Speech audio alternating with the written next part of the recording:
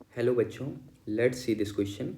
A cylindrical tube L is equal to 120 centimeter is resonant with a tuning fork of frequency 330 Hz. If the filling by the water, then gate resonance minimum length of the water column is. Okay. Key concept of the question is propagation of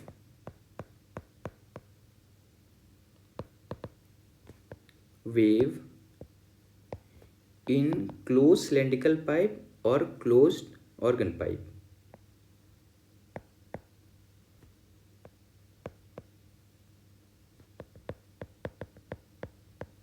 यहाँ पे cylindrical tube दिया हुआ है, तो ये tube close organ pipe मैं इसलिए लिया हूँ क्योंकि जो ट्यूब होता है वो एक साइड से बंद होता है, तो उसमें हमें वेव का प्रोपेगेशन देखना है. और रेजोनेंस का मतलब होता है कि जितना फ्रीक्वेंसी ट्यूनिंग फॉर्क प्रोड्यूस कर रहा है उतना ही फ्रीक्वेंसी ये सिलेंड्रिकल ट्यूब प्रोड्यूस करेगा. तो यहाँ पे आपके पास दो तीन तरीके के एजम्पशन बन सकते हैं. पहला ये कि इसमें क्वेश्चन में ये नहीं दिया हुआ है कि आपको जो फ्रीक्वेंसी प्रोड्यूस करा ना वो कौन सा फंडामेंटल है, फर्स्ट ओवरटोन है, सेकंड ओवरटोन है, ये सब नहीं गिवन है. तो हम लोग तीनों कंडीशन लेके देखते हैं, 3-4 कंडीशन लेके देखते हैं, खुद समझ में आ जाएगा.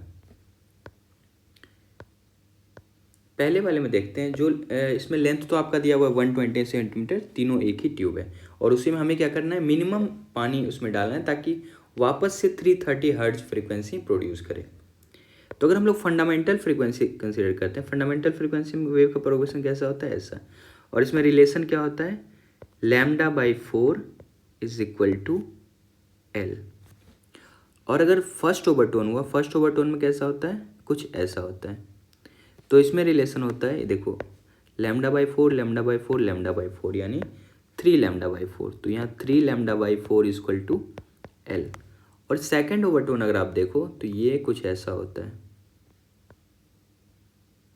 यहाँ से देखो λ/2 λ/2 और ये λ/4, ये आ जाएगा आपका 5λ/4 इक्वल टू L.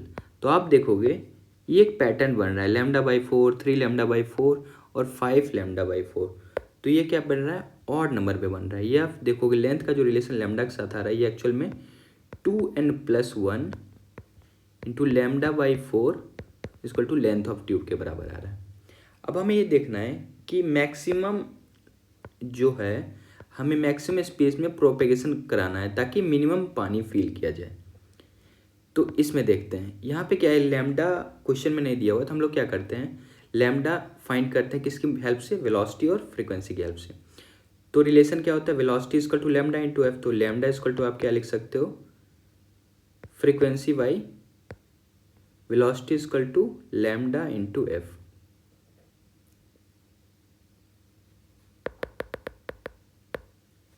यहाँ पे आप क्या कर सकते हो, फ्रीक्वेंसी और वेलोसिटी और लैम्डा में रिलेशन क्या होता है, velocity equal to lambda into F होता है.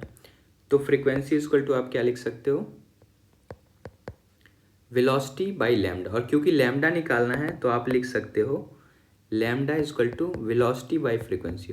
और क्वेश्चन में आप देखो वेलोसिटी भी दिया हुआ है, वेलोसिटी इन एयर, और फ्रीक्वेंसी भी दिया हुआ है 330 हर्ट्ज. वेलोसिटी भी 330 मीटर पर सेकेंड है और फ्रीक्वेंसी भी 330 हर्ट्ज है. ये एक दूसरे से कैंसिल आउट होगा तो 1 बच जाएगा. तो लैम्डा एक्चुअल में देखो 1 मीटर आ गया. अब क्या है, 1 मीटर इक्वल टू 100 सेंटीमीटर आप बोल सकते हो. अब यहाँ पे हम लोग ये जो स्टैंडर्ड रिजल्ट है इसमें सारा वैल्यू पुट करके देखते हैं. हमारे पास आया है 2n+1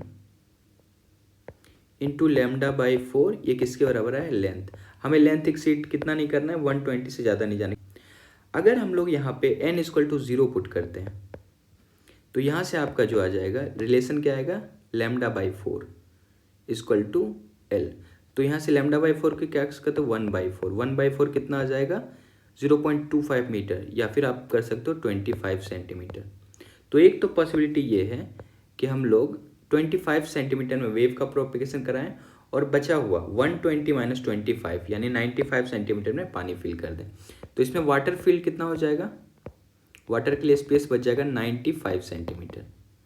दूसरा कंसीडर करते हैं, अगर हम लोग n इक्वल टू 1 पुट करें तो यहाँ पे क्या हो जाएगा, यहाँ पे 2 × 1 यानी 3λ/4.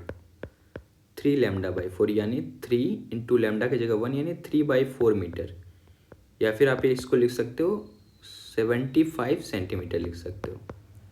अब 75 सेंटीमीटर में अगर आप वेव का प्रोपेगेशन कराओ तो पानी के लिए स्पेस कितना बचेगा, तो आप देखोगे 120 माइनस 75, तो ये अप्रॉक्स 25 प्लस 20 ये 45, यानी वाटर के लिए जो स्पेस बचा ये कितना बच गया, 45 सेंटीमीटर बच गया। हमारे पास दो ऑप्शन है, तीसरा एक और ऑप्शन देख लेते हैं। अगर हम लोग n इक्वल टू 2 पुट करें तो हमारा कितना आ गया, 2n+1 lambda by 4 equal to L. अगर हम लोग n इक्वल टू 2 पुट करें तो ये कितना हो जाएगा, 5 लैम्डा बाई 4, तो 5 लैम्डा की जगह 1 है और 4 तो आप ऐसे लिखोगे, तो ये हुए 5/4 मीटर। 5/4 मीटर को आप क्या लिख सकते हो, ये एक्चुअल में हो जाएगा 125 सेंटीमीटर। अब देखो 125 सेंटीमीटर का तो ट्यूब भी नहीं है, तो ये वाला तो होगा ही नहीं। तो हमारे पास दो ऑप्शन है, या तो आप ये चूज़ करो या ये चूज़ करो। मतलब वेव का प्रोपेगेशन हमें 25 सेंटीमीटर में करवाना है या 75 में करवाना है। तो लास्ट लाइन देखो क्वेश्चन का लिखा, minimum length of water field. अगर वेव का प्रोपेगेशन 25 में कराएंगे तो वाटर हमें 95 सेंटीमीटर में फील करना पड़ेगा।